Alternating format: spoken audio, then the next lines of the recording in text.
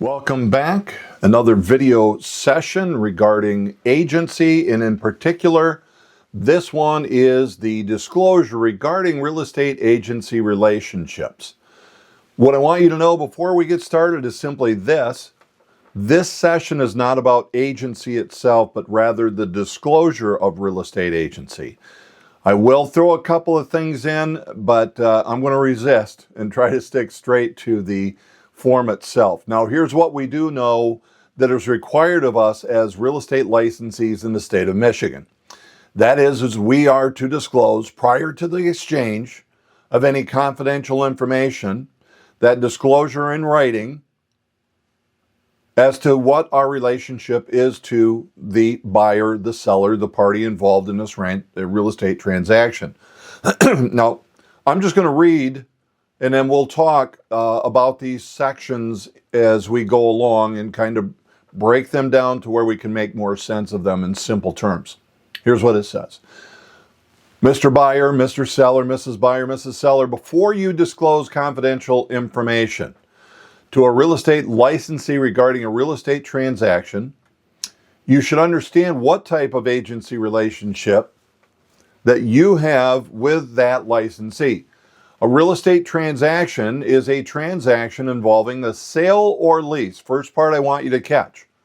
Sale or lease of any legal equitable interest in real estate consisting of not less than one or not more than 4 residential dwelling units, or consisting of a building site for a residential unit on either a lot as described in the Land Division Act or the Subdivision Act. I'm going to keep that section simple. Here's a simple part.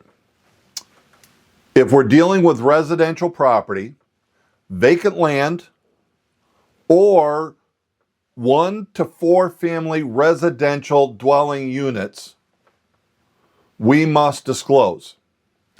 Anything over 4, so 5 or more units, is no longer considered residential.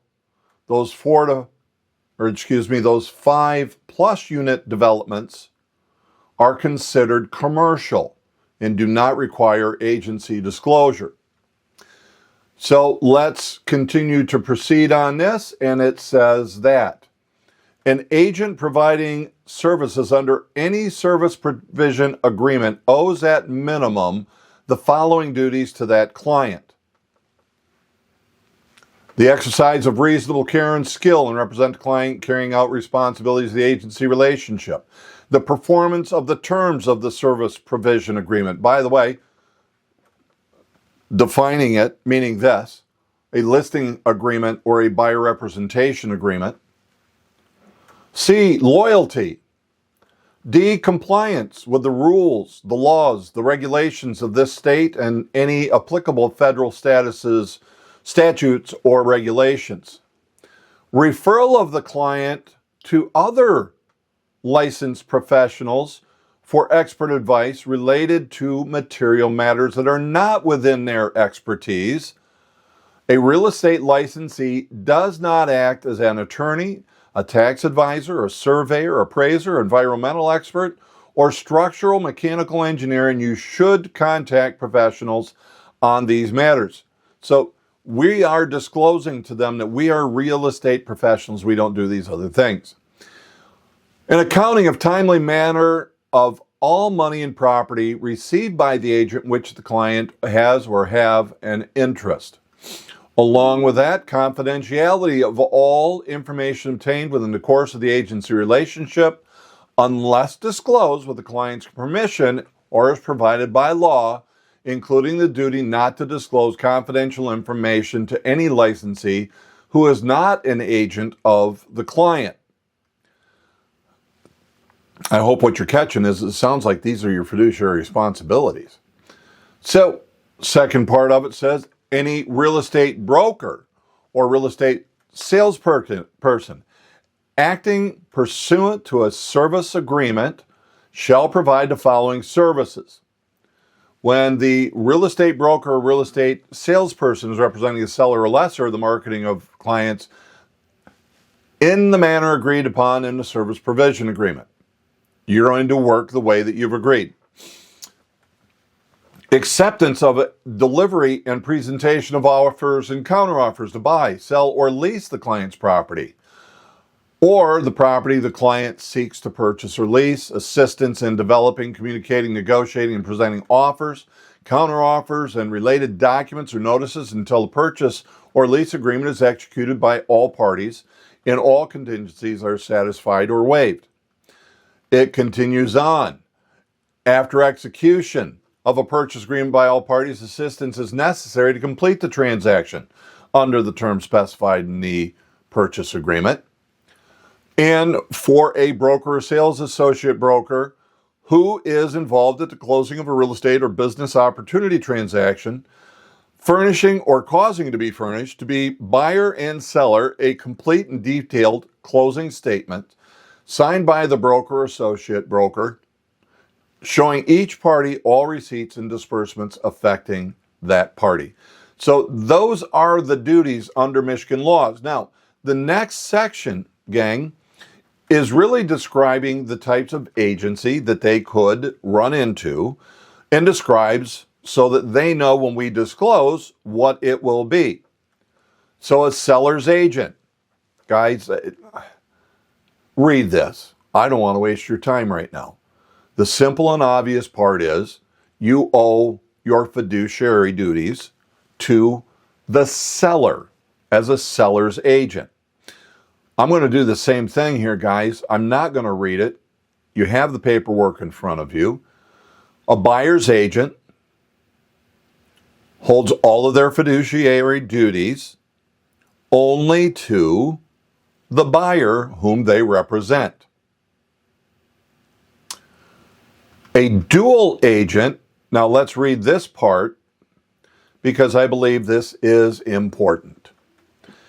A real estate licensee can be the agent of both the seller and the buyer in a transaction, but only with the knowledge and informed consent in writing of both the seller and the buyer.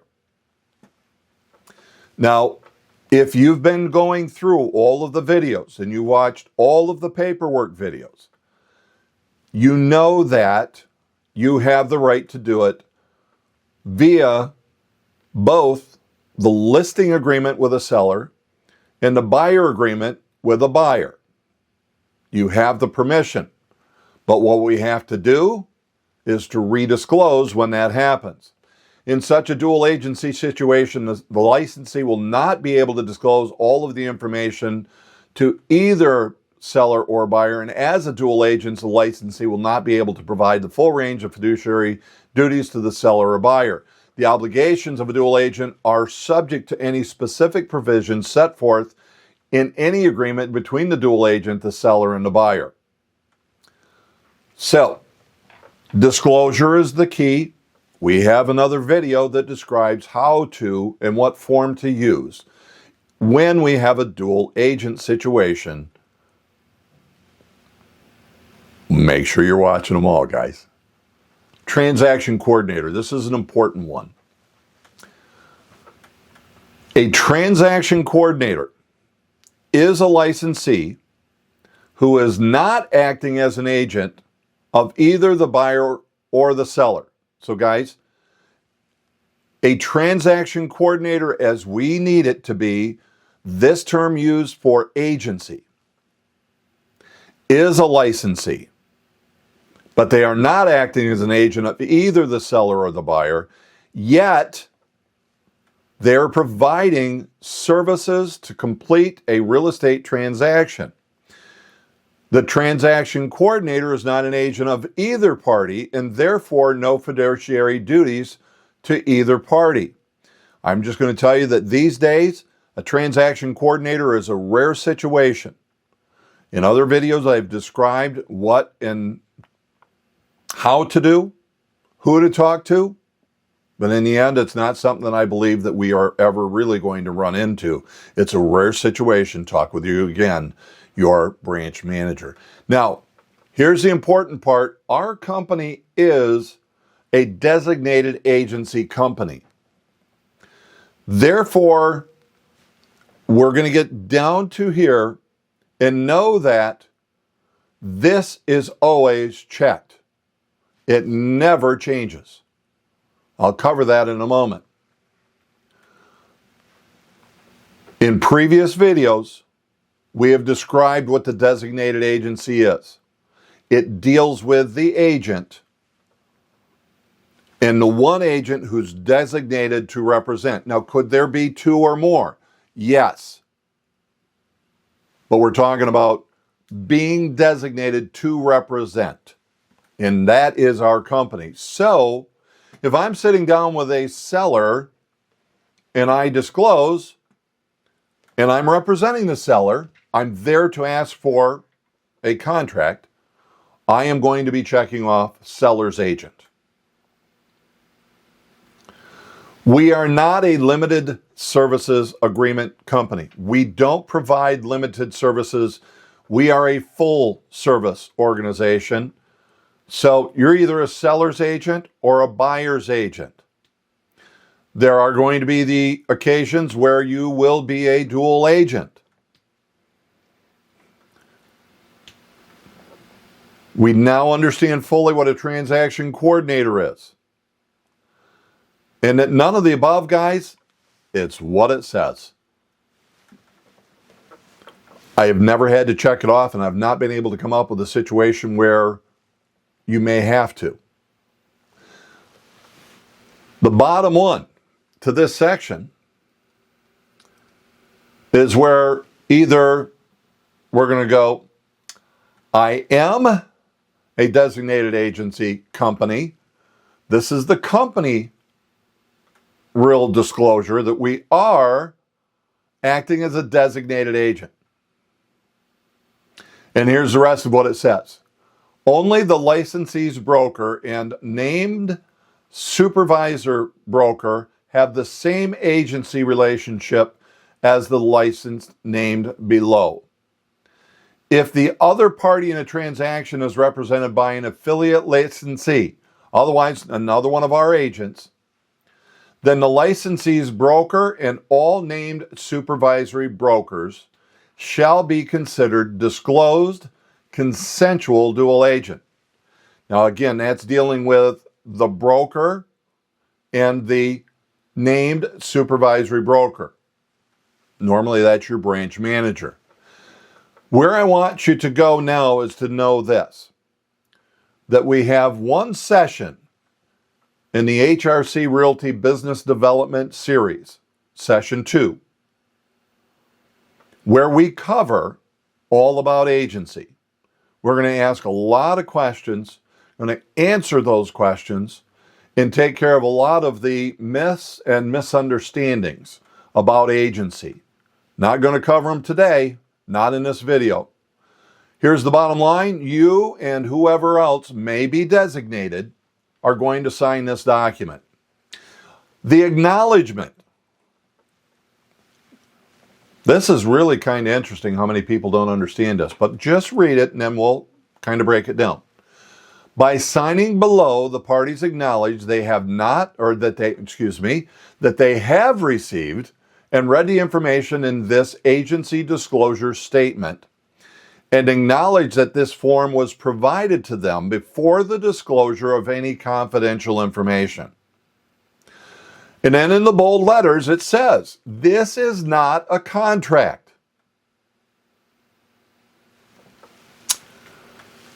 This is where people get a little confused. The undersigned does or does not have an agency relationship with any other real estate licensee. Very generic. If they're going, well, what does that mean? Well, let me read it again. You either have or you do not have an agency relationship with another real estate agent. Do you? No. Well, then that's a does not, and you don't have to worry about anything else other than having them now drop down and sign. However, they may say, well, yeah, I do have an agency relationship with someone else. Well, then we're going to check that they do have it, and we've checked this spot off. And the only other question is, who or under what do they have that agency relationship with? Is it as a seller or as a buyer? You see, if they have another agency relationship and it's with another agent as a seller on the home that we have, we can't move forward. However, let's take this. I'm sitting down with a potential buyer. And they say, well, yeah, remember we were referred to you by Joe Agent up in Cadillac. He's got our house listed up there. Well, guys, all that does is, yes, they do. It's as a seller, and you have them sign. You can work with them. Let me give you another scenario. Yes, we do. We have a house on the market in Cadillac, but we're selling the house here in the Metro Detroit area. They've got an agreement with that agent up there. They can feel free and you can sign them on a property here in Metro Detroit. As a matter of fact, they could have something in Metro Detroit.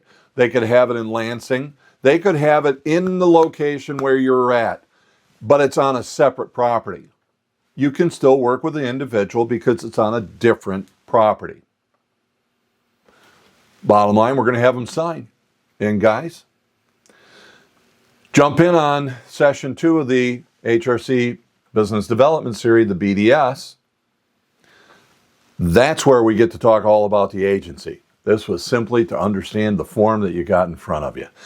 So go out, do it right, take care of us, make us proud. Oh, go talk to people.